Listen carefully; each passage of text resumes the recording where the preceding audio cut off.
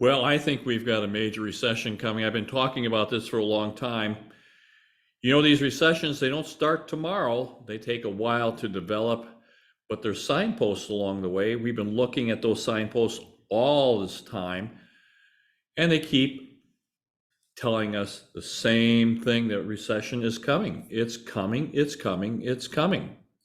Now, we talked about this in March when we saw the very first Federal Reserve increase, and they said they're going to continue increasing rates.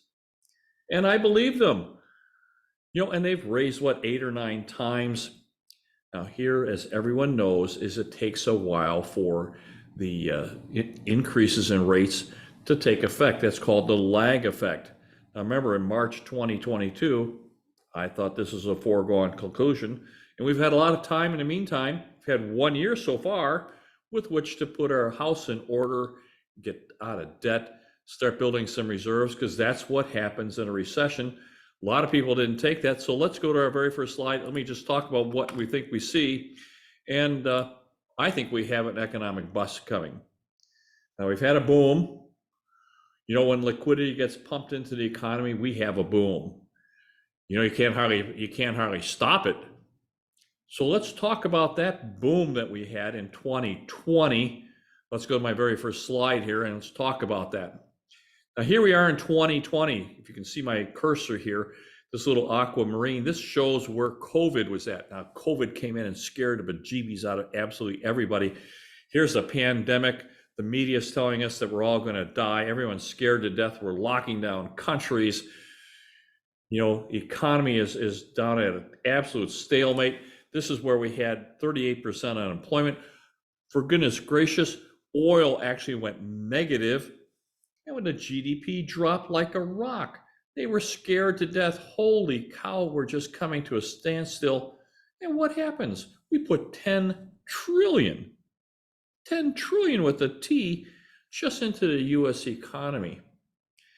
Now, all the central banks around the world got scared too. They put another $10 trillion. So the world is literally awash in money. And of course, money's looking for a place to go that they can get a return on their money. And every project in the world gets funded. All kinds of crazy ideas. If it looks good on paper, let's go ahead and do it. And you have lots and lots of zombie companies. We're seeing that now. We're seeing all these companies that don't have any revenue, but they've got quote unquote great ideas. And that's coming to a halt, because there's no liquidity. Look at the liquidity. Now, this dark line here is the liquidity.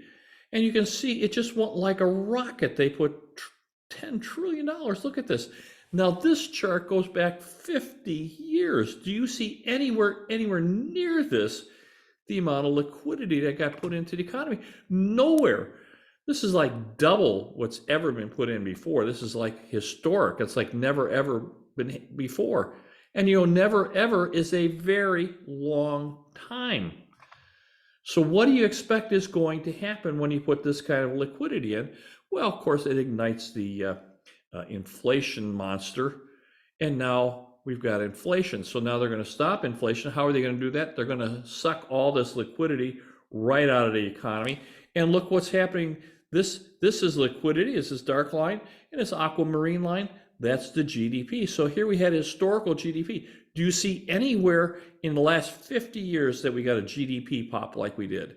Nowhere. It was historical. And now, of course, it's following liquidity right down into the dumpster. And it's a lag, of course. We're talking about a lag. Now, from the very first increase in the Federal Reserve rates, it's about 12 to 18 months before you start seeing any kind of response. So right now, as the economy is slowing down, this is just for that 0.25% in March of 2022. The rest of them haven't even registered yet. It isn't even close. We've got 7 more, and we're probably going to get more this month. So here's what happened. So we now have quantitative tightening, $90 billion a month being sucked out of the economy. There's no more fuel. That's $1 trillion annually. So if you go into the Federal Reserve electronic data system, you can clearly see that March of 2022 was the peak. That's when I made a call. I says, you know, this is the peak. If they follow through what they say they're going to do, we are going to go into recession, and the Federal Reserve has followed through with what they're saying. And I think they're going to go to at least 6% on the short term. That is going to be very, very difficult for a business.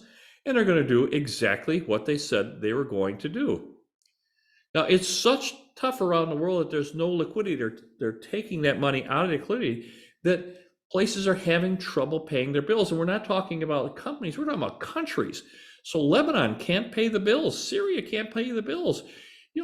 Sri Lanka, they're rioting in the streets because electricity and water is being turned off. This is going into hardships around the world in Indonesia and India. And look at this in Switzerland. Switzerland's not a third world country. This is a huge first world country. They're running out of cash too. The Federal Reserve had to do an emergency, a federal US dollar swap and give them liquidity. And look at, they were scared to death. This is volatility. This is what the National Bank of Switzerland. This is serious stuff. When the Bank of Switzerland runs out of cash, that is a problem. Now, you didn't see it really being screamed about in the media, but that doesn't make it any less so. It's a scary proposition, and it's coming. This is just starting. So let me go to my next slide here. So as a consequence of the fact that we're losing liquidity, underwriters are going to start tightening their standards, and that is already happening. So when you start getting commercial and industrial loans are getting harder and harder to get.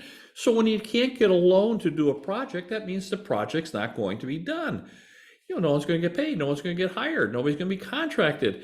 That slows the economy, and that is underway right now. The charts don't lie. This is absolutely what's going on. Now, if you go into the Federal Reserve electronic data system, I have a blast because they've just got all kinds of stuff. This is talking about my industry. This is talking about the housing industry. Now, if you want to slow the economy down, autos and housing will certainly do that for you. You slow those guys down, and we have demand destruction going on right now in the real estate business. Real estate business is the number one segment in the GDP, 17%. So housing accounts for 17% of the GDP. So if you start slowing down housing, you're going to start slowing down the GDP. So this is what we're looking at. This goes back to before 1990, and this is looking at housing prices just slightly different. This is just wonderful. I got this also from Zero Hedge. I don't see the acknowledgement here, but it is from Zero Hedge. And we're talking about the price appreciation. Now, in 2005, we had a double top. It wasn't very pronounced, but we certainly had a double top. First one was in 2005. And that was appreciation stopped and started to go negative. By the time I got here to 2006, we were looking at negative appreciation. And you could see things just dropped. And of course, it's a little bit of a precursor. It's telling us it's advanced warning that prices are coming down, because when appreciation rates start to slow and go negative, that means prices are going to follow right behind that. And of course, we went down into 2009 and then started the recovery process. Now, you can see this pop. Does this look like a bubble to you? It certainly looks like a bubble to me. So you can see this is what we call the accumulation and then the appreciation phase right through here. It is just clear as a bell. And of course, this is 2020. You can see this little white line here. That's the very, very short recession. We got a little bit of slowdown in the appreciation rate, and then it went off to the races. And we have a classic double top in appreciation. So this is a precursor to what's going on. And of course, you can see that. Let me go to my next slide because it's a little clearer. So if we look at this, we were appreciating at 22% year over year, 22%. People thought, oh, well, this is just wonderful. I'm making a fortune. 22% is not sustainable. So we talked to all our clients that you cannot sustain this. And we actually quit putting new capital in about a year ago. Now, 1031 exchanges are fine. If you're selling one and moving to another one, that's fine. It's just the new capital. So we have to be very, very cautious with that. By the way, while I have you, I would really appreciate your liking the video and subscribing. I'm trying to get to 1,000 subscribers. I don't need too terribly many more, but really helps with the marketing if on YouTube, if you subscribe, and the logarithms love that. So please help me out if you get a chance. So let me go back to this. So we're talking about 22% year over year drop to 4.65% year over year. Now, as the year progresses, we're going to start seeing that we're going to be taking the year over year from a much lower space, and we're actually going to go negative on the appreciation rate, and housing prices are not far behind that. Now, while I have you, we're going to have a slowdown. Now, migration is a huge determinant of what kind of appreciation rate and what kind of market is going to do. Now, the three great states of Florida, Texas, and Arizona are doing very, very well. Everybody is going there. We're here in Phoenix, Arizona. Now, our neighboring state, California, lost 2 million residents, 1 million net, because they received another million residents that took the place of these 2 million. So the net loss was only 1 million, but the 2 million that they lost were entrepreneurs, they're business owners, they're contractors and retailers and IT people and doctors and attorneys that were fed up with all the stuff that was going on in California, and they came to other states. Now, Phoenix got a ton of them. So when we start to slow down in the economy, those places that people are leaving are going to be hurt a lot more than places that are receiving.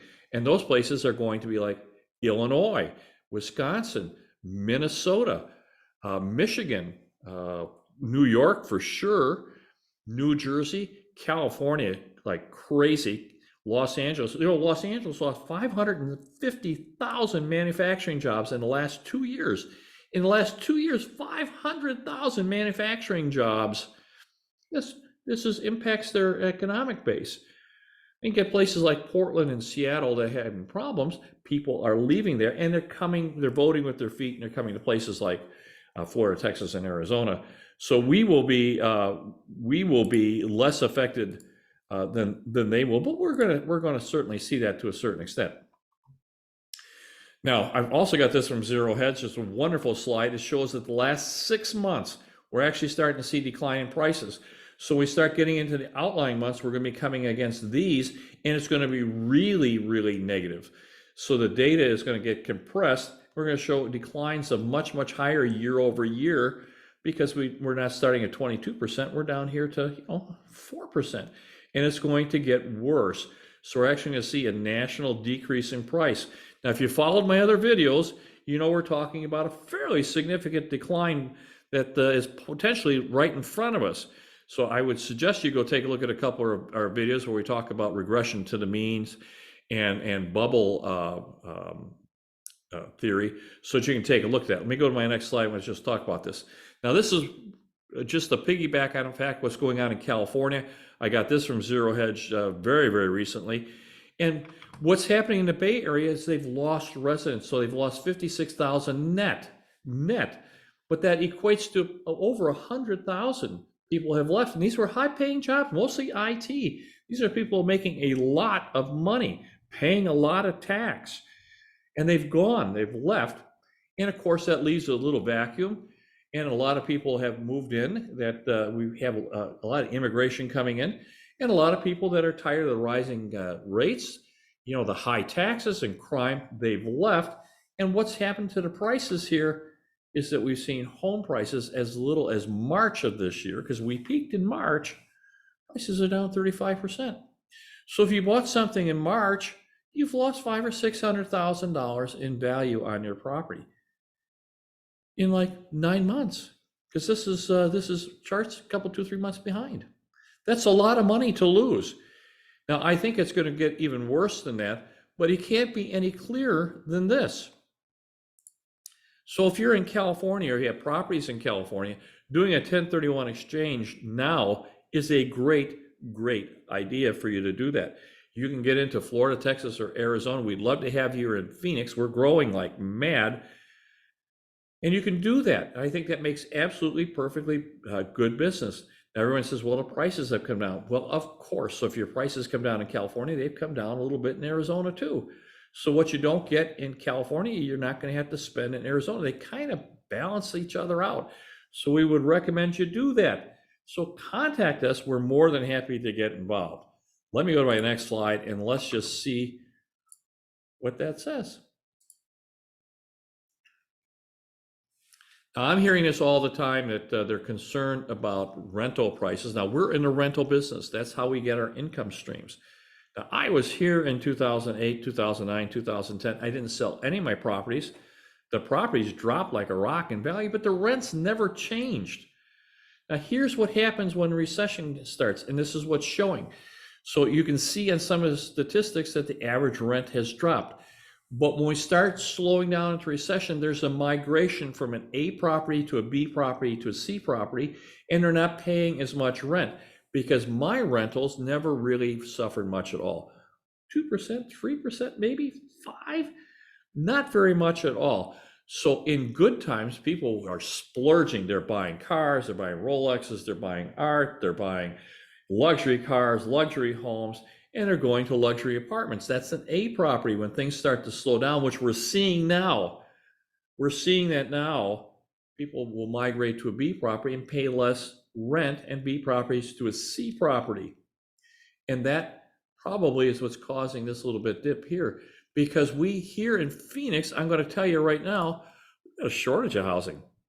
You know, you put a house on the market still, I mean, with a recession coming on, you price it reasonably. I just did one of my own. I leased it in 2-3 days. It just took no time whatsoever. Now, again, this stuff is market sensitive. So if you want to get $500 over what you probably should rent it for, it's not going to rent. But if you get down to where it belongs, rents right away. Great demand, great place to be doing business. We still have had really, really good cap rates here. Just a wonderful place to do business. I highly recommend that you contact us and see if this is going to work for you. Now, I'm not recommending that this is the only place to consider, but it's certainly a good choice for you. Now, I'm at West USA. They're a $5 billion firm. They do our back office work. They do our compliance to make sure we cross the T's and dot the I's. Now, you can reach me at their corporate numbers. We're more than happy. We answer the phone. If you'd like to set up a time where we can maybe do a Zoom or we can come in and meet with us, we're more than happy to do that. We love to do that, see how we can fit into your plans. We're more than happy to talk to your financial advisor. Certainly talk to your spouse and any of your relatives or your partners. Give us a call. In the meantime, my very, very best to you. Bye-bye now.